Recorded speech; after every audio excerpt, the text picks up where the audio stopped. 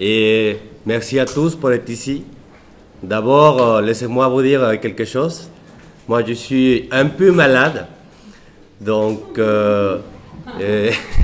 oui, mais je vais essayer de faire l'effort de tenir ma voix pendant 1 heure. Et finalement, je pense que c'est une bonne chose parce que ça me permet de bien articuler les mots, de parler tranquillement. Donc, si dans un moment donné, j'ai peur, ma voix, bon, on va voir qu'est-ce qu'on fait. Mais pour l'instant, on va démarrer comme ça.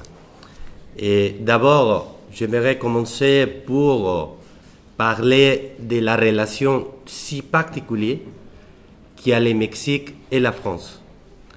C'est particulier parce que on a des différences géographiques, d'abord, historiques, parce que on n'était pas, le Mexique n'a jamais été une colonie française ou on avait un rapport avec la France directement. Notre rapport, c'était avec l'Espagne. Mais il y a des moments dans l'histoire du Mexique où la France et la culture française, d'une façon ou d'une autre, étaient toujours présentes. Que ces moments-là, moi, je vais les partager avec vous parce que pour moi, en tant que Mexicain, c'est intéressant de trouver la France derrière les moments historiques du Mexique. Et bien sûr, vous comme Français, peut-être si vous connaissez ou vous ne connaissez pas, je pense que c'est intéressant aussi. 16 mars 1964, c'était l'arrivée du général de Gaulle à la ville de Mexico. Le général était reçu à Mexico comme un héros de la Deuxième Guerre mondiale, comme le fondateur de la Ve République française. Et la foule au Mexico l'accompagnait depuis l'aéroport jusqu'à le palais national à Mexico, que c'est le centre de la vie politique du Mexique. Et là-bas, le général a eu l'honneur, et ça c'était la première fois dans l'histoire du Mexique, il a parlé avec les Mexicains dans le balcon présidentiel, que c'est un balcon au milieu du bâtiment, que c'est exclusivement utilisé par le président de la République au Mexique, surtout pour donner des discours pendant la fête d'indépendance ou la commémoration de la Révolution mexicaine. Donc ça, c'était la première fois qu'un président étranger a reçu cet honneur-là. Et le général a donné en espagnol un petit discours où il a apporté aux Mexicains les saluts de la France, les saluts avec l'amitié et la confiance, et avec une petite erreur grammaticale, il a dit que la France et le Mexique avaient le destin la mano en la mano. Oui, mano en la mano. Et il fallait dire mano en mano. Mais c'est pour ça que la citation du général est devenue célèbre. La mano en la mano. Donc, c'était une nouvelle époque de relations étroites entre le Mexique et la République française. Et 17 ans après, on a reçu la visite de François Mitterrand. Et il est arrivé le 20 octobre 1981. Et François Mitterrand a commencé son salut au fils de la Révolution mexicaine. Il a porté le salut fraternel du fils de la Révolution française. Donc, de la même façon que Charles de Gaulle, la foule mexicaine est allée à la rencontre de François Mitterrand. François Mitterrand, à la différence du général de Gaulle, n'a pas reçu l'honneur de faire un discours Et devant le palais présidentiel, il était invité à faire un discours dans les monuments à la Révolution mexicaine, où il a parlé des bienfaits de la Révolution française au monde et comment, d'une façon ou d'une autre, la Révolution mexicaine, c'était une fille de la Révolution française. On va voir tout à l'heure si ça c'est vrai ou pas. Un autre, 20 ans après, presque 20 ans après, on a reçu le président Jacques Chirac au Mexique. Et on a reçu encore un message différent. C'était un message qui, oui, il parlait de la France, mais aussi il parlait de l'Union européenne. C'était le moment, c'était une espèce de visite pour le président Chirac de présenter à l'Amérique latine l'Union européenne, les apportations de l'Union européenne, et pour les Mexicains et pour le Mexique, Jacques Chirac nous a dit que la porte de l'Europe pour nous serait la France et non l'Espagne, par exemple. Et finalement, on arrive au dernier président de la République française qui a visité le Mexique. En fait, il a visité le Mexique 2 fois, en 2019 et en 2011. Et avec lui, on est arrivé dans une espèce de divorce entre les deux gouvernements, qui à partir de la visite du général de Gaulle jusqu'à la visite de Nicolas Sarkozy, avait des relations d'amitié et de confiance très fortes. C'était au milieu de l'affaire Florence Cassés, une Française qui était arrêtée au Mexique, soupçonnée de participer avec son compagnon qui élevait des gens à la ville de Mexico, que Nicolas Sarkozy a prononcé un discours devant le Sénat mexicain qui était mal pris pour les Mexicains. Et en fait, il a provoqué des protestations au niveau diplomatique. Et Nicolas Sarkozy, ce qu'il a dit à l'époque, c'était que ce n'est pas parce qu'on est français qu'on doit être impuni. Mais quand on est une grande démocratie, on doit appliquer les conventions internationales. Donc, et la presse mexicaine et aussi les politiciens de l'époque et même le gouvernement, le président Calderón de l'époque, qui en fait, il était un président de droite, il a mal pris ces mots, il a mal pris les discours. Et en général, toute la volonté du président français de libérer Florence Cassés, parce que pendant cette époque-là, la cassation était encore en train de finir. Donc, ça a commencé une époque où les relations entre la France et le Mexique sont devenues un peu compliquées.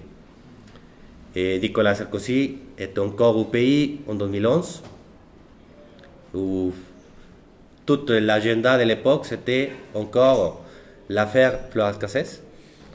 Florence Cassés était libérée par la Cour suprême du Mexique un an après. Et c'était François Hollande qui a reçu finalement Madame Cassés en liberté, et sans jamais mentionner l'apport de Nicolas Sarkozy dans l'affaire. Donc voilà ce qu'il a fait M. Sarkozy. Ça c'est en général un peu la petite histoire qu'on a en commun à partir de la Ve République. Mais on peut aller encore plus loin, plus derrière dans le passé. Je vous invite à aller à 1808. Mexique n'existait pas à l'époque, c'était encore la Nouvelle-Espagne. C'était le vice-royaume le plus riche et le plus important de toute l'Amérique, de tous les continents du pays. Même Et à l'époque de la Nouvelle-Espagne, les colonies anglaises au nord, c'était pourri.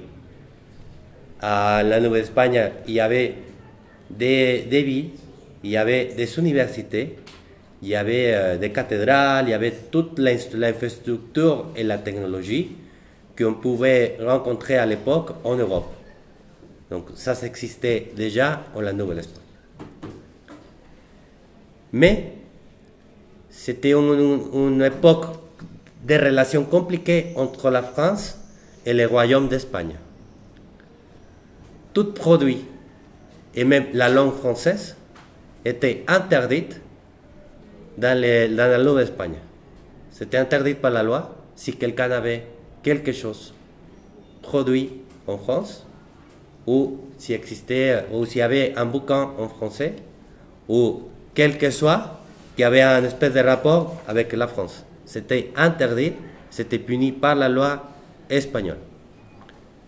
Mais ça n'a pas empêché à l'époque un personnage qui, 12 ans après, va devenir le personnage central du Mexique, le curé Hidalgo, rien à voir avec la maire de Paris, c'est un autre Hidalgo.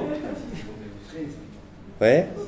Et lui, c'était un prêtre de l'Église catholique, mais lui, il gardait en secret des pièces de théâtre, parce qu'il aimait le théâtre. Il avait chez lui des bouquins de Molière et de Beaumarchais. Donc, dans sa paroisse, il y avait un groupe secret de théâtre qu'il appelait La Petite France, où il jouait en français les pièces de théâtre de Beaumarchais et de Molière. 12 ans après, il a déclenché le mouvement d'indépendance au Mexique. Un prêtre catholique, ça c'est une particularité de la mouvement d'indépendance en Amérique. On est le seul pays où notre libertador, c'était un prêtre catholique. Et ça, bien sûr, le père de la patrie, bah ouais. Parce que quand on regarde au nord, on a le général George Washington, au sud, Simon Bolivar, mais nous, on a le curé Hidalgo. Oui. Et bon, 1808, c'est aussi une année particulière parce que c'était l'année de l'invasion de Napoléon en Espagne. Et c'était la couronne espagnole était passée aux mains de Joseph Napoléon,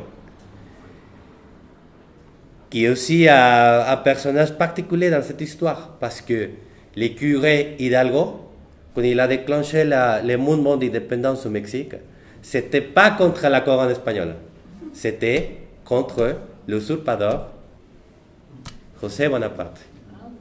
Donc, le mouvement d'indépendance du Mexique, c'était pour libérer la Nouvelle-Espagne et l'Espagne de cet roi français. Donc, c'est un peu l'ironie de l'histoire du curé Hidalgo. Et finalement, le Mexique, quelques années après, est devenu complètement indépendant de l'Espagne. Mais ce n'est pas le seul moment dans l'histoire du Mexique où on va trouver au milieu de tout la France. Et il faut aller 40 ans après l'indépendance du Mexique. On parle des années 1861, où il commence l'expédition du Mexique. Ce qu'on appelle l'intervention française au Mexique. Que cette période de l'histoire entre la France et le Mexique nous va donner par exemple deux batailles qui sont célèbres. L'un à côté français, l'autre à côté mexicain. La première, c'est la bataille de Camarón, la célèbre bataille qui fait chaque année la Légion étrangère. Et d'un autre côté, on a les 5 de mayo, les 5 mai, qu'on ne les fête pas comme les Américains les fêtent plus sportivement, je ne sais pas pourquoi, mais ceci, c'est une bataille de cette période-là, la période où la France a essayé de constituer au Mexique un empire catholique pour concurrencer avec les États-Unis protestants qui étaient en train de s'expandir, qui étaient en train d'aller dans les deux côtés de l'océan. Donc c'était Napoléon le III qui eut l'idée de on va envahir le Mexique, on va essayer de constituer un gouvernement stable, catholique, et comme ça on peut limiter et pousser un peu les Américains au nord. Comme idée, je pense que ça va, c'est une bonne idée. Le problème, c'est que Napoléon n'a pas demandé l'avis, Napoléon le III, pardon, n'a pas demandé l'avis du Mexicain. Donc, il a pris un cousin, Maximilien d'Habsbourg. Il lui a ramené au Mexique comme le 12e empereur du Mexique. Donc, on a eu une guerre de presque 5 ans, jusqu'à le moment où la République mexicaine a gagné la guerre. Et il y a des lettres, par exemple, de Victor Hugo à l'époque, où il a envoyé aux Mexicains, où il parlait que oui, que cette France impériale qui essayait d'avoir des empires pro-français ou catholiques ou quel que soit, c'était pas la vraie France, que c'était pas la France républicaine, que c'était pas la France de la liberté, de la fraternité, etc. Le peuple mexicain, c'est pas le peuple français qui vous envahit, c'est l'Empire. C'est l'Empire, exactement. C'est comme ça qu'on commence la lettre.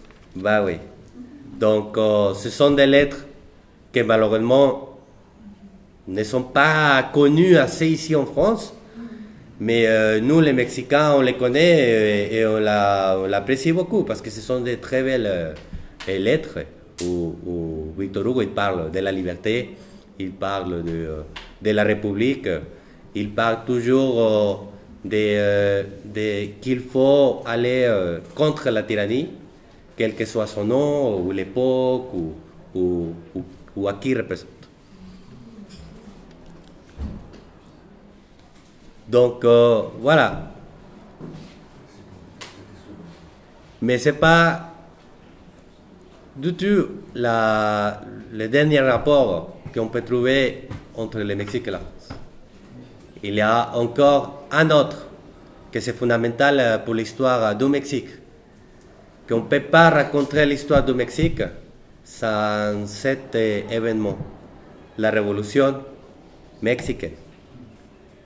La révolution mexicaine s'était déclenchée par un Mexicain bourgeois à l'époque, s'appelait Francisco Madero. Francisco Madero, quand il était jeune, il a vécu à Paris, il a fait ses études ici. C'était l'époque de la Troisième République, mais c'était une période calme de la Troisième République, quand Francisco Madero il était ici. Et il est arrivé en 1887. C'était l'année quand il a commencé la construction de la Tour Eiffel, par exemple. Et ici, Madero, il a rencontré toute cette histoire de la démocratie parlementaire,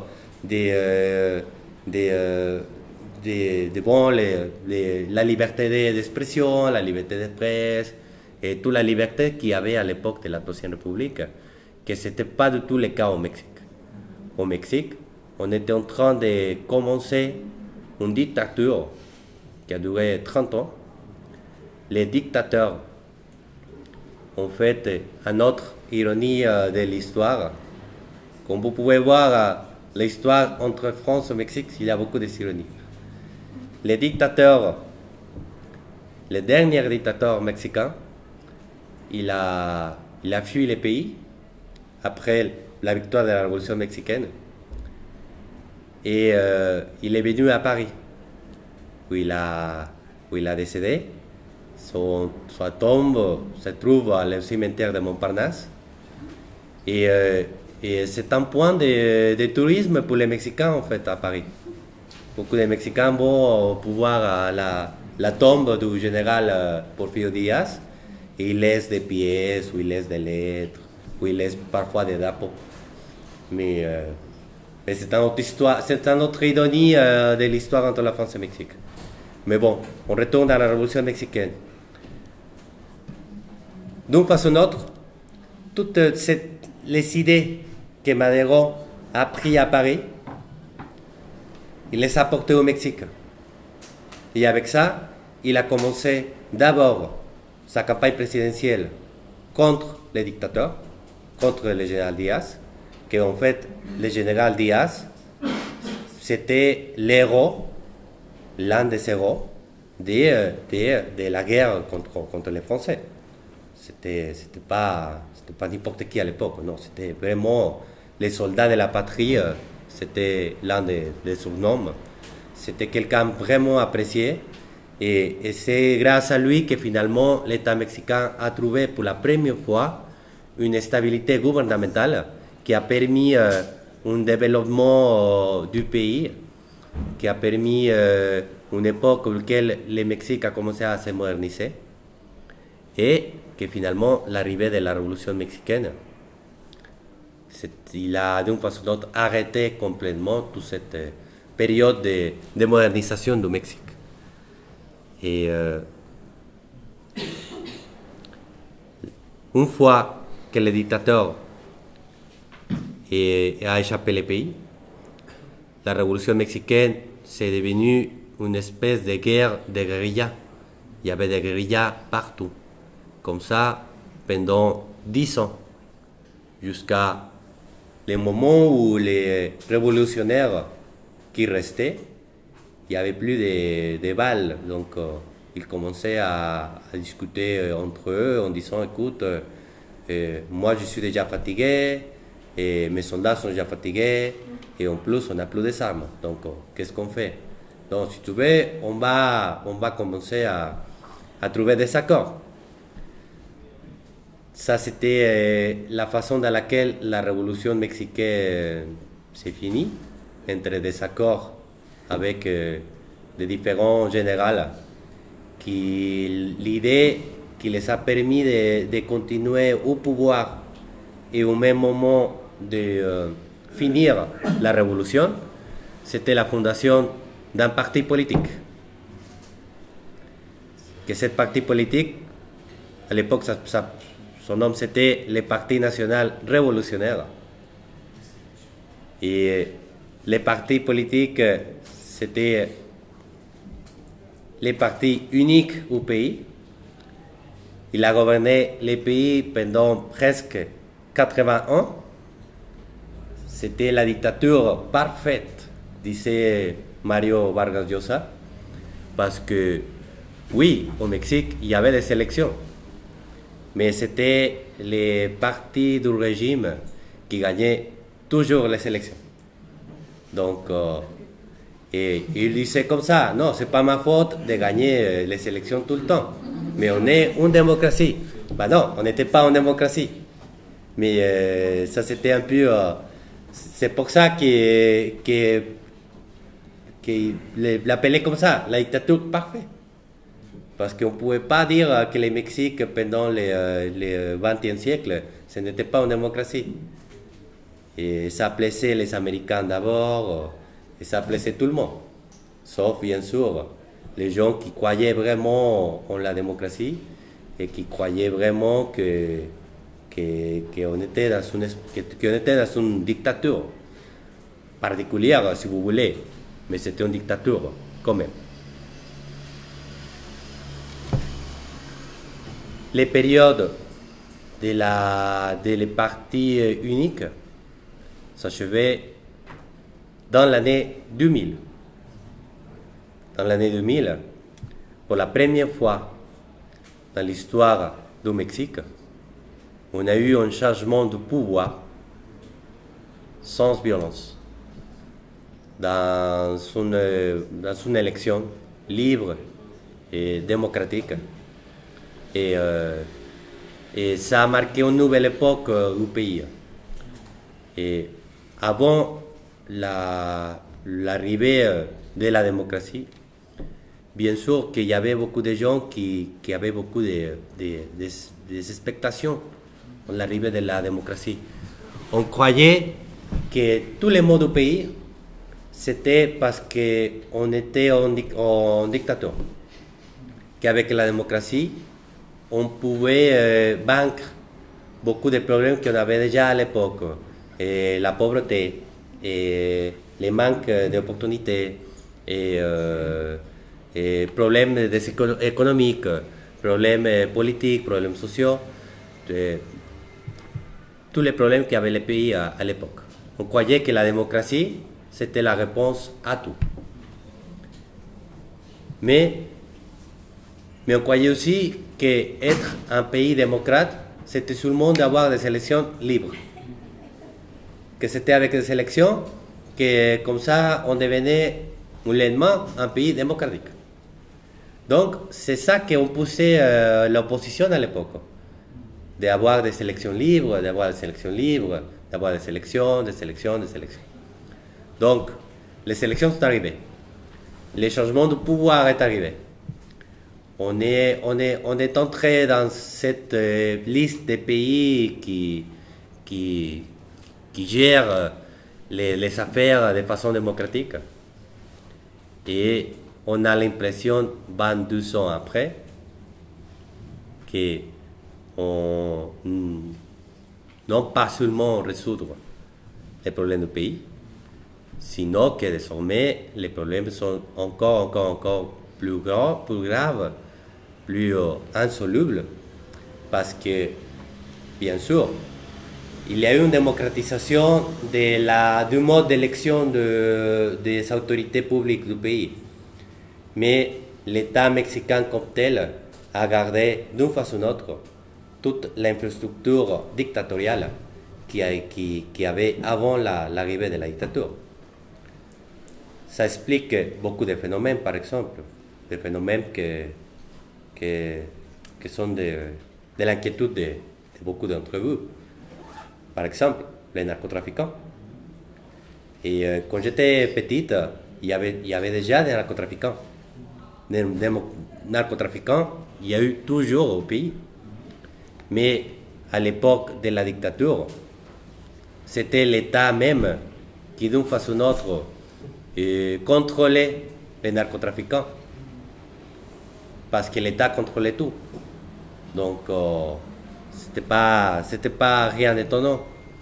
L'arrivée de la démocratie, ce qui a fait les premiers gouvernements démocrates, c'est dans le cas des narcotrafiquants par exemple, c'était de laisser les narcotrafiquants faire.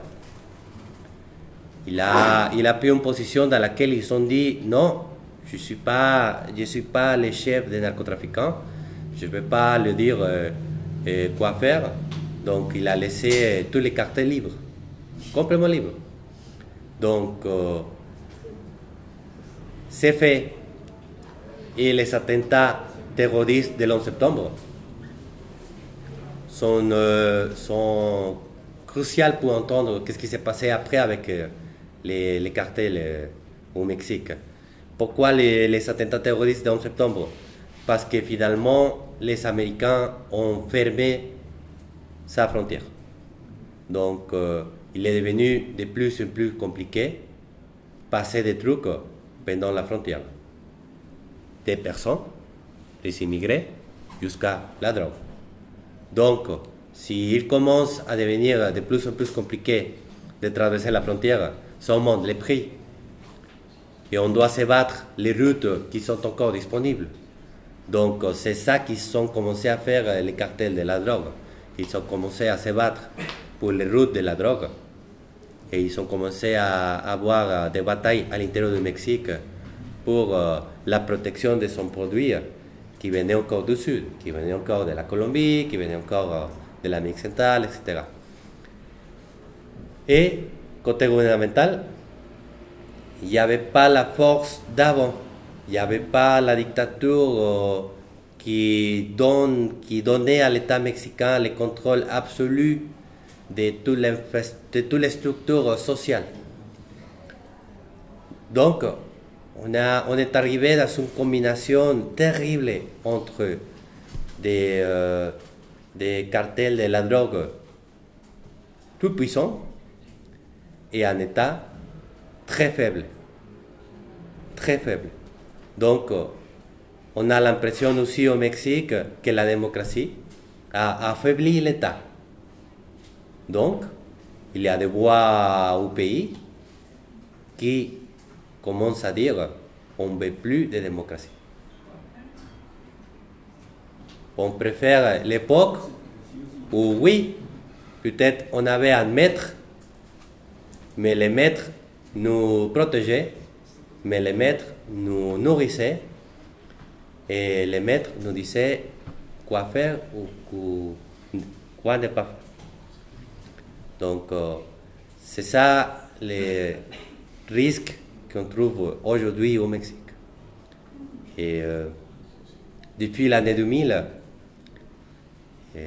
on a eu déjà trois présidents différents. Et chaque élection présidentielle a développé une crise politique au pays.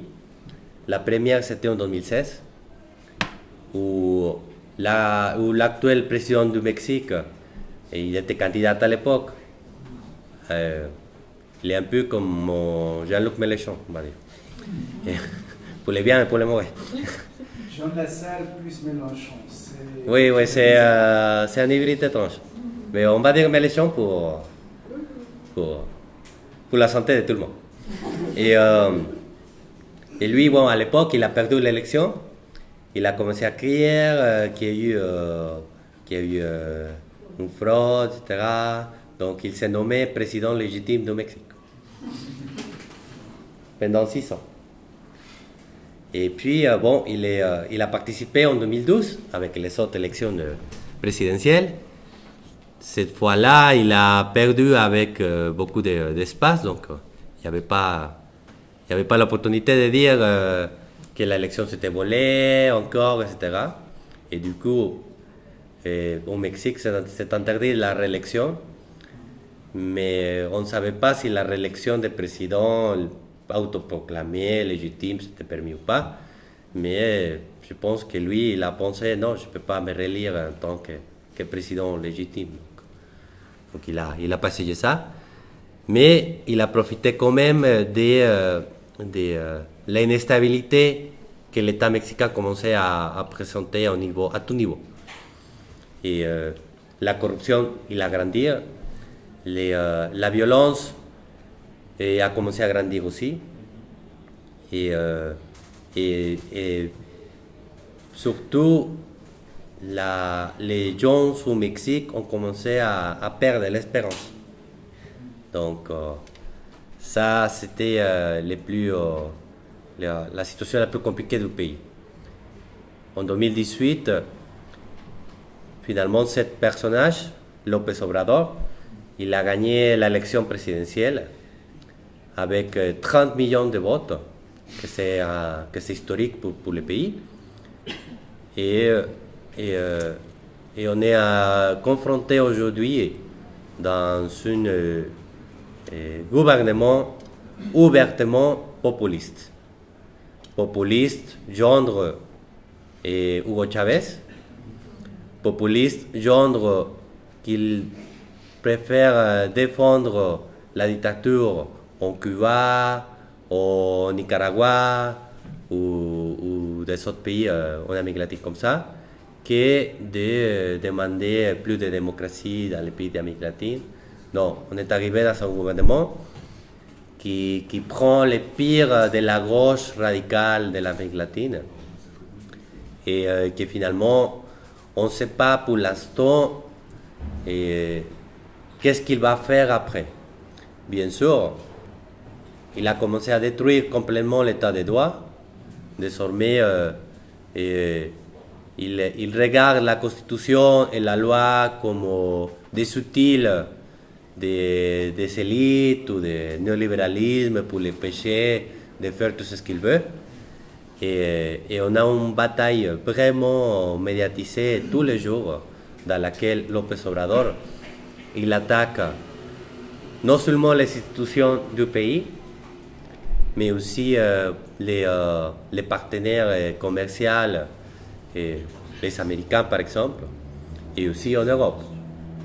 C'est pour ça qu'il ne viendra pas jamais en Europe, parce qu'ici, il ne voit pas des amis. Ici, il voit des ennemis du pays qui ont profité de toute l'histoire du pays pour voler la richesse du Mexique, etc.